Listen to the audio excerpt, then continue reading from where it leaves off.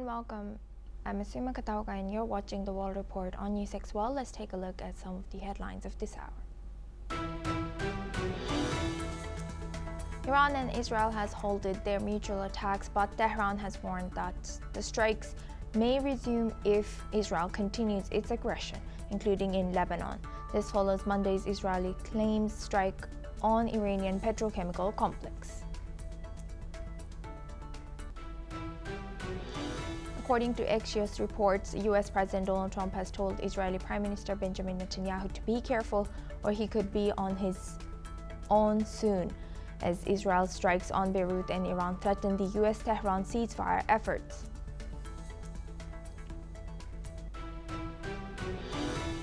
Hezbollah has reported launching a series of targeting strikes, around 16 strikes against Israeli forces in southern Lebanon.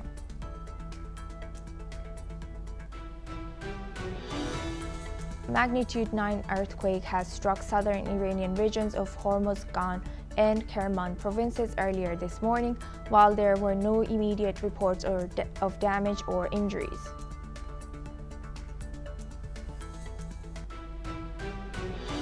The Director General of the World Health Organization has praised Uganda for its response to the Ebola outbreak in the neighboring Democratic Republic of the Congo.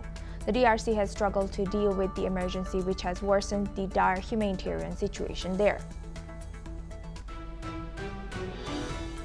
Local officials reports that at least 35 people have died after a magnitude 7.8 earthquake struck off the coast of Mindanao Island in the southern Philippines.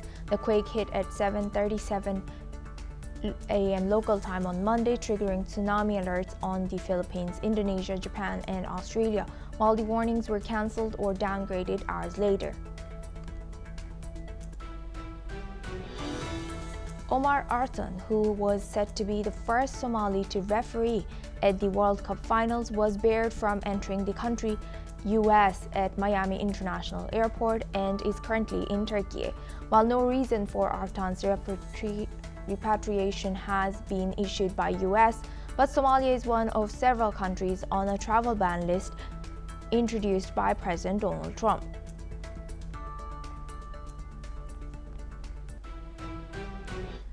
Now we have a breaking news coming in from Iran. A magnitude 5 earthquake has hit the Sargaz area of southern Iran early today, according to Iranian state media, shaking parts of Hormozgan province.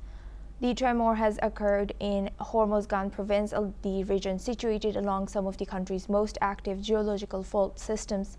Initial reports indicated that the earthquake was felt across sections of the surrounding area, though there were no immediate accounts of fatalities or major structure damage. The U.S. Geological Survey has recorded the event at a magnitude of 4.9, locating the epicenter approximately 101 kilometers north of Minab. USGS data placed the quake at depth of 10 kilometers, while Iranian state media reported a depth of 22 kilometers. Iran ranks among the most seismically active countries in the world. The nation is intersected by numerous major fault lines that extend across much of its territory, making earthquakes a recurring and often destructive natural hazard.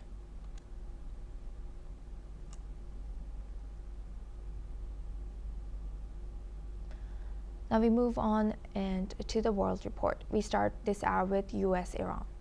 Prime Minister Benjamin Netanyahu has reportedly called off major strike on Iran after a direct intervention from US President Donald Trump. According to reports, Israel had prepared a large-scale operation with fighter jets ready to take off, but President Trump spoke to Netanyahu and urged him not to escalate the conflict, warning that Israel could find itself fighting alone if the war expanded. Reportedly, Netanyahu agreed to halt the operation, leading to confusion within Israel's military leadership as aircraft were already prepared for action. In a brief address to the nation, Netanyahu has said Israel would stop attacks on Iran for now, but warned that both Iran and Hezbollah would face new strikes if Israel comes under attack again. These latest tensions follow a new round of exchanges between Israel, Iran, and Iran-backed groups, despite a ceasefire that took effect in April. Now we welcome Mr. Mark Sutherland. He's a geopolitical commentator, joins us live from South Carolina. Thank you very much, Mr. Sutherland, for joining us again. Good to see you. Now, at this point, if we're seeing these cracks emerge between U.S. or widen between U.S. and Israel, can we be confident about these reports showing that, U.S. president has said this to Netanyahu, and how effective could that be? Do you think that this would follow by action? Assuming it to be with you. The thing is that the job needs to be finished, in my humble opinion, in regard to Iran. Iran must not have a nuclear weapon. And also, President Trump has turned around and said that he's not going to, unfreeze financially the Iranian assets. In many ways, we have no idea what is said behind closed doors, what is said on the phone. People think that it's a one-way street where America gives financial support militarily to Israel, and Israel gives all the updates of that military support back to America. The package in regard to what they're given, it is spent all inside America in regard to their military industrial complex. The bottom line, as we saw under the Biden regime, is that they were slow walking in regard to assets that the Israeli needed, in regard to bulldozers, in regard to buster bombs and other ammunition. There was a slow walk behind the scenes to actually give all this to the IDF, which they then needed. At the end of the day, personally, and it's said by others greater than me, especially Brigadier General Yossi Cooper Bassa. In the past, he was then there at negotiating the JPOAC with Iran and giving advice to the Americans that you cannot negotiate with the Iranians. You cannot negotiate. And this is the thing. This is the big concern, in my humble opinion, in Israel and other people that actually care for Israel and the Jewish people, is that you cannot negotiate with a regime that has taken over since 1979. We bear in mind the awful atrocity that they did in January in killing potentially 40,000 plus of their own civilians of the streets in Tehran. The point is, just underlying this, the rockets that Hezbollah are firing into the northern part of Israel, and having stood there last November, understandably, this is profoundly unacceptable to a sovereign state. And no matter what other people say, the Iranians support, they are a proxy. Hezbollah is a proxy of Iran, as is the Houthis. So the whole idea is the complete and utter destruction of the sovereign state of Israel. And understandably, Israel is turning around and saying, yeah, we are a sovereign state, and you're not going to destroy us. We're not having this.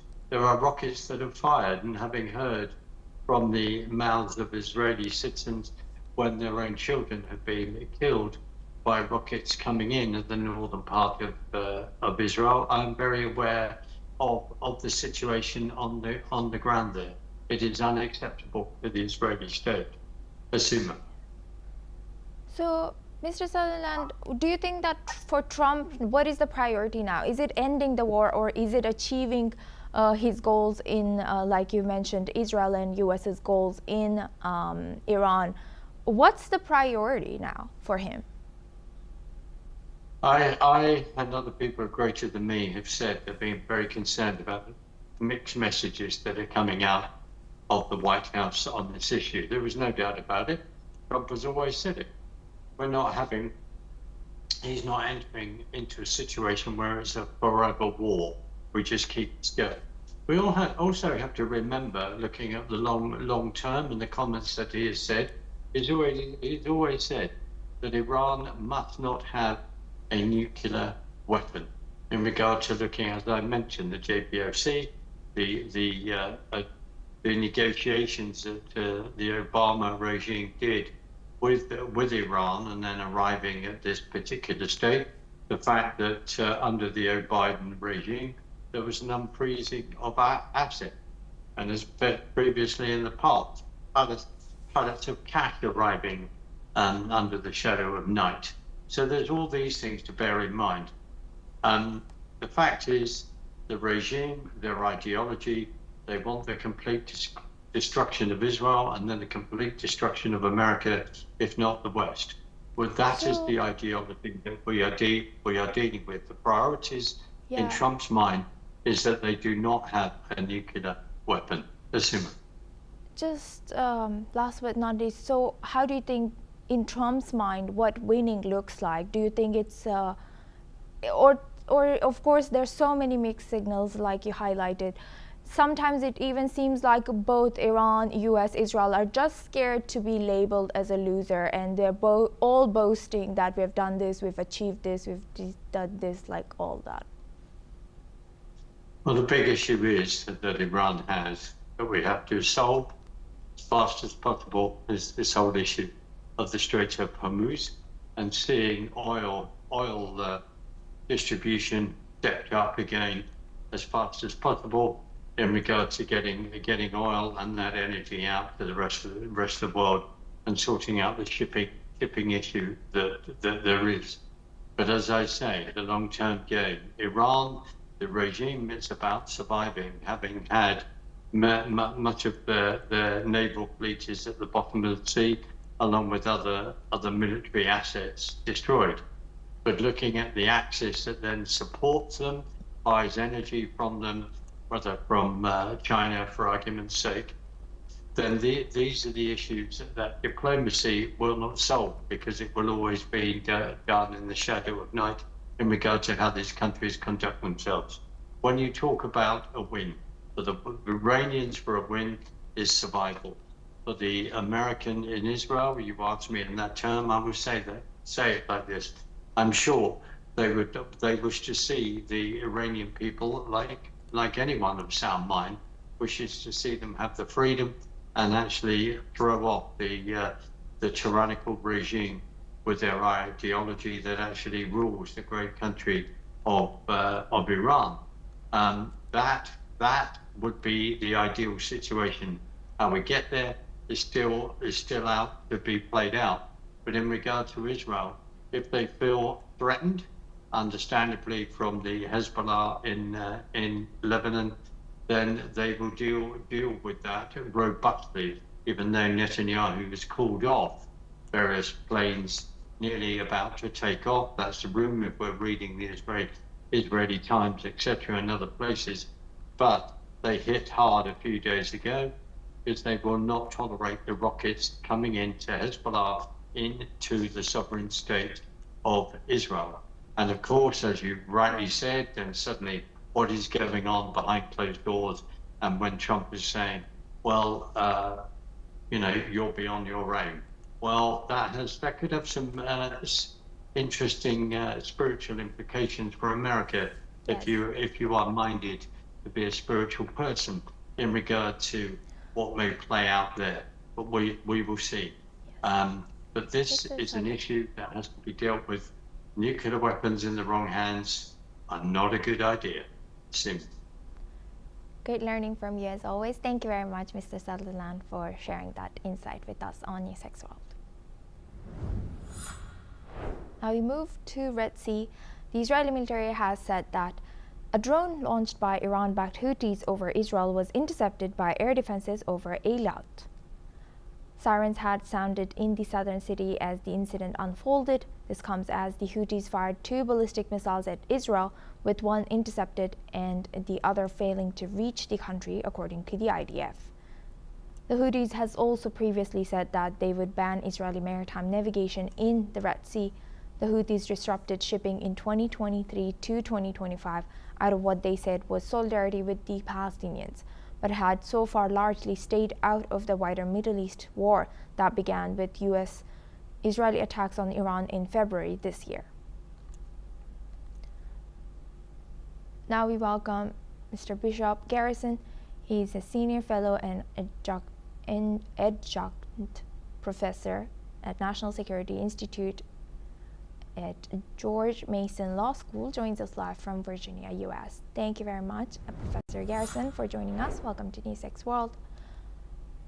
Now, do you think that Houthi has the capacity to disrupt the shipping lanes and also attack Israel now? But although this particular incident was intercepted by Israel, how do you think? Yes. Yeah, this is changing. Houthi being more active is changing this war overall. Well, we've seen in this type of activity with the Houthis that they do have the ability to be disruptors, but they're not going to necessarily have the ability to completely control or blockade any type of area like the Red Sea, just given their resources. But they can make it incredibly dangerous for operations there, and they can make it very difficult, a more than a simple headache for any type of transit. And that's really what they're ultimately looking for. They want to show other Islamic militant groups within the region that they are in support. They are doing all they can to be in solidarity with those groups, and that's exactly what they're ultimately going to get out of this. And how has things changed ever since Strait of Hormuz card has been used by Iran? Do you think that Houthi are looking into, or they have realized the power of that strait? And now how should all the countries be alert by this? Well, yeah, I mean, I think the entire world is seeing now, our surprise, that it's provided Iran with a great deal of leverage that it didn't previously maintain. Before, there was a free movement of cargo and vessels in that area, and now Iran is continuing to say, much to the chagrin of the Trump administration, that they have a solid control of it. Now, I think as we continue to see some of the ongoing diplomatic talks come to fruition, you're going to see that change quite a bit. But right now, from what we're seeing, and just in gas prices, just in the bottleneck of physically of what is coming in and out of that region, they have some level of control. And the United States Navy, U.S. forces are doing what they can to disrupt their control of the area. But I think it empowers a lot of those types of groups like the Houthis and Hezbollah and others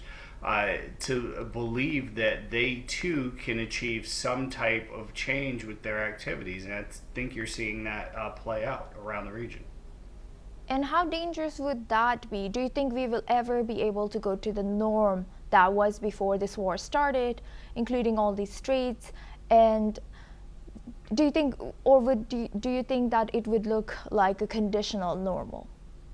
Well, I think you're just going to see an entire paradigm shift. I think I hesitate to say a new normal will be established, but I think that's exactly the direction that you're going to see things go.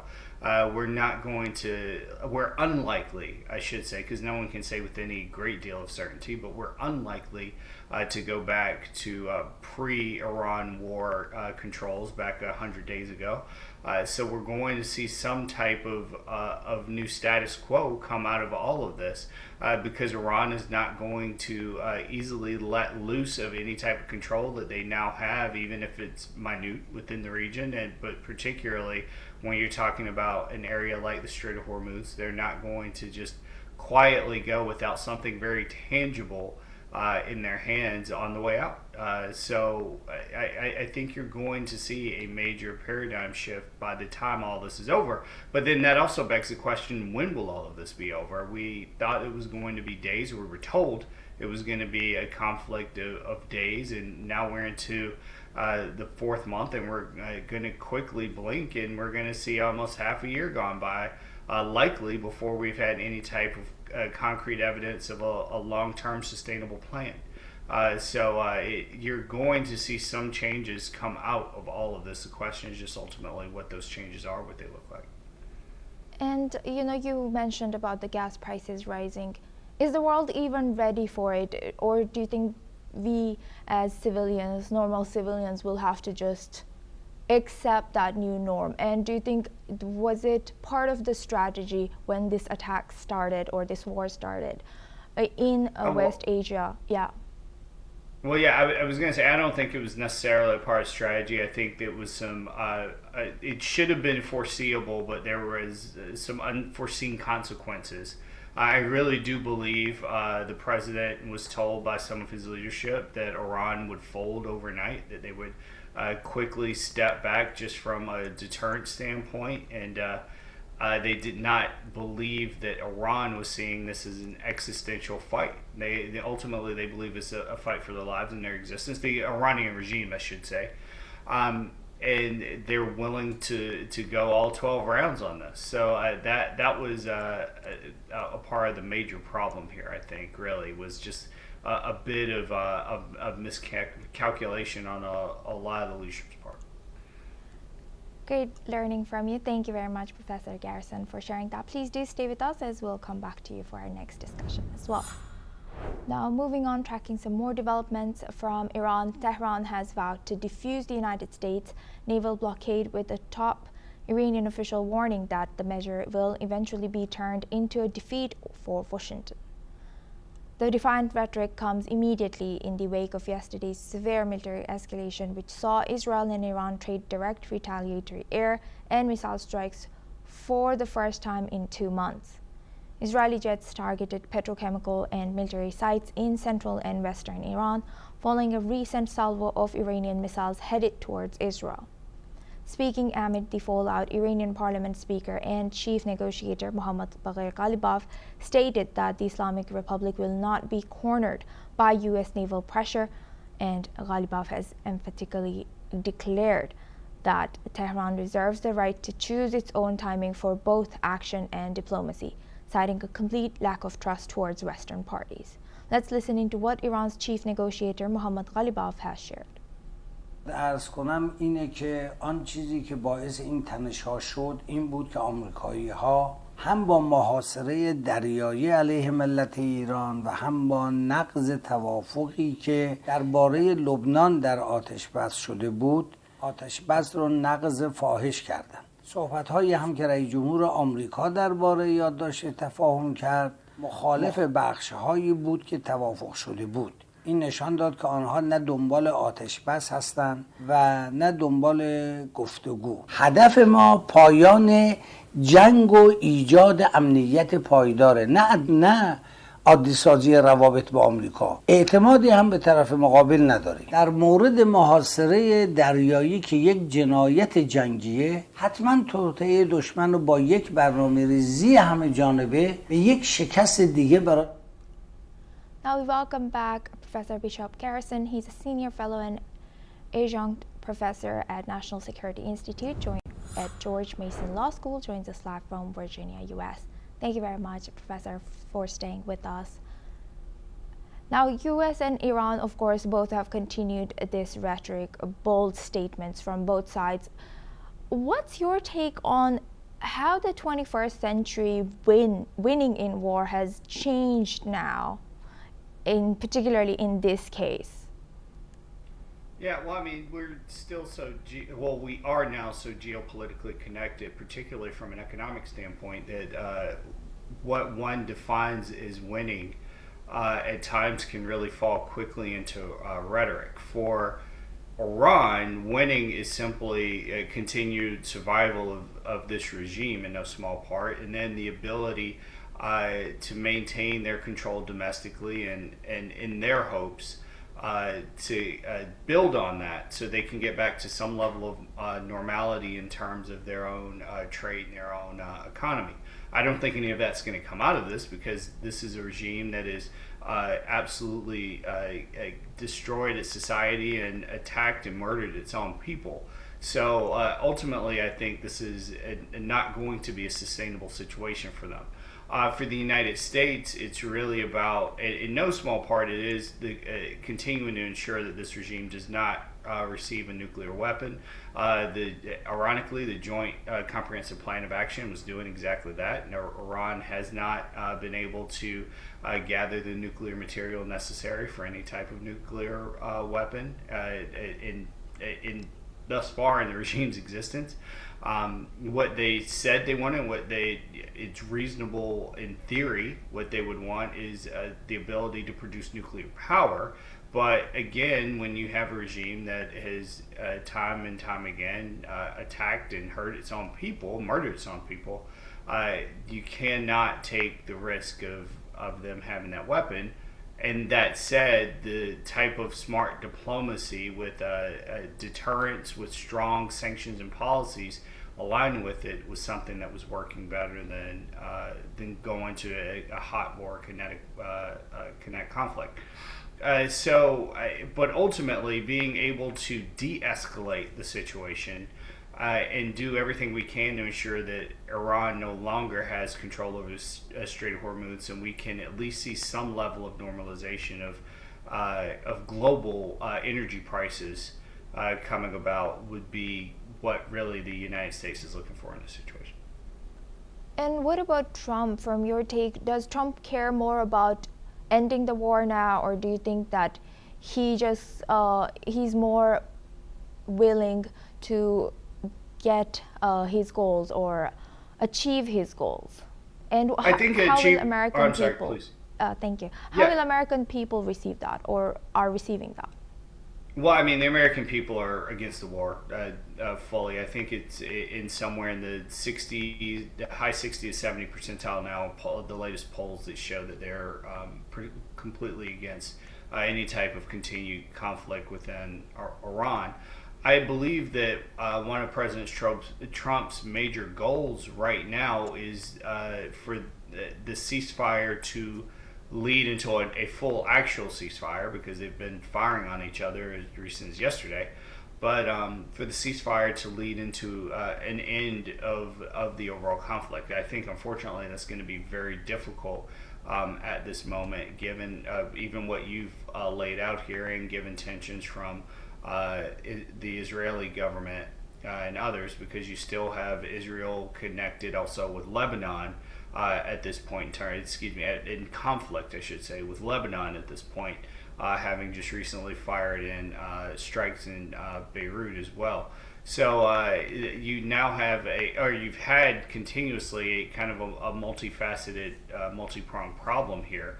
And the president will have to ensure that Israel is going to be able and willing to really tamper all of this down.